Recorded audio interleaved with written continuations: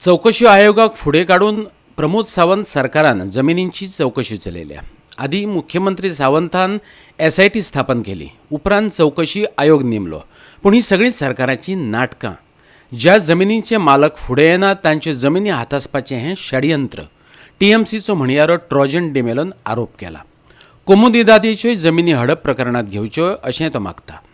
एसआयट inquiry of commission he appointed has created a lot of confusion. That inquiry of commission which was appointed to under a judge, headed by a judge as a quasi-judicial authority, has got nothing to do with the investigation. The TMC demand and continues to be there that the SIT should be headed by a judge in order to be transparent and to be very, very clear that leaving no scope for any manipulation. It is the TMC demand to publish the names of the properties who they claim is no man's land, who they claim are not prepared to come forward.